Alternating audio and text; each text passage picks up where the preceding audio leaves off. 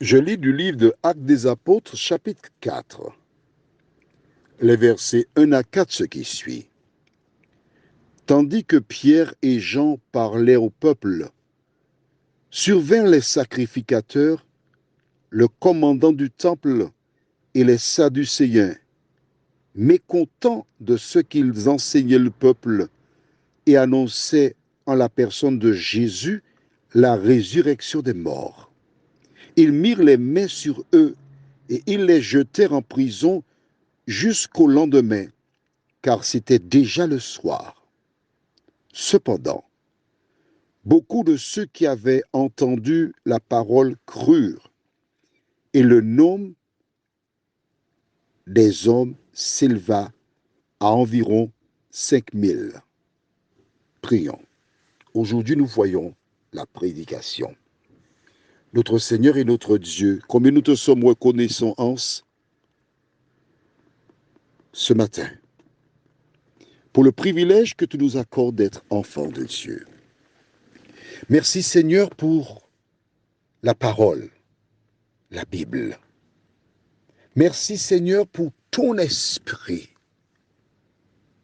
car tandis que nous lisons ta parole, c'est ton esprit qui arrive au cœur de celles et ceux qui l'entendent, et qui, comme les gens du temps de Pierre, prennent une position pour toi. Seigneur, tandis que nous voyons ce thème, la prédication, que ton esprit nous éclaire, lui seul, nous t'en prions, au nom de Jésus et pour ta gloire éternelle. Amen. La Bible déclare qu'après le départ de Jésus, les hommes furent invités à suivre la mission que Jésus leur a confiée. Rappelle-toi, nous avons vu cela dans Matthieu chapitre 28.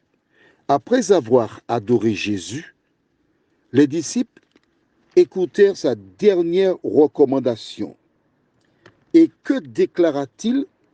Il leur a dit, tout pouvoir m'a été donné où? Dans le ciel et sur la terre. Allez, faites de toutes les nations des disciples, les baptisant au nom du Père, du Fils et du Saint-Esprit, et enseignez-leur à observer tout ce que je vous ai prescrit. Et voici, je suis avec vous tous les jours jusqu'à la fin du monde. Ayant reçu cette mission, les disciples partirent. Et le livre des Actes des Apôtres rapporte justement les actes ou encore les actions que firent les premiers chrétiens. Déjà dans Acte 2, Pierre invita les auditeurs à se repentir. On va le lire. Acte 2, versets 37 et 38. Après avoir entendu ce discours, ils eurent le cœur comment? Vivement touchés, et dirent à Pierre et aux autres apôtres, hommes frères, que ferons-nous? Pierre leur dit, repentez-vous et que chacun de vous soit baptisé au nom de Jésus-Christ pour le pardon de vos péchés, et vous recevrez le don du Saint-Esprit. Ce que Jésus avait promis à ses disciples, vous recevrez le don du Saint-Esprit. Mais la suite dit, car la promesse est pour vous qui écoutez là maintenant, mais aussi pour vos enfants et pour tous ceux qui sont au loin, en aussi grand nombre que le Seigneur notre Dieu les appellera. Nous voyons que la prédication n'était pas réservée qu'aux Juifs, mais à celles et ceux qui sont au loin que notre Dieu appellera. Mais toujours du temps de Pierre, que s'est-il passé? Nous l'avons vu dans Actes chapitre 4, au verset 1 à 4. Tandis que les gens étaient bouleversés. Pourquoi? Parce que le Saint-Esprit les éclairait. Ils comprenaient Et la Bible dit, cependant, verset 4, acte 4, verset 4, beaucoup de ceux qui avaient entendu la parole crurent et le nombre des hommes s'éleva à environ 5000 hommes. Mais nous savons fort bien que s'il y a 5000 hommes qui acceptèrent Jésus, il y a beaucoup plus de femmes, de jeunes qui acceptèrent la parole. Pourquoi? Parce que le Saint-Esprit que Jésus avait promis les avait convaincus. Le même esprit qui aujourd'hui te permet d'entendre et de comprendre ce que je dis. Ce n'est pas ton intelligence, c'est le Saint-Esprit qui t'éclaire, qui te montre ce que tu dois faire.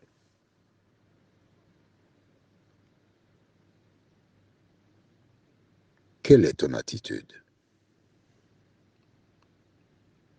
Que fais-tu de la parole? Nous avons vu dans Acte 2, verset 37, après avoir entendu ce discours, donc un discours,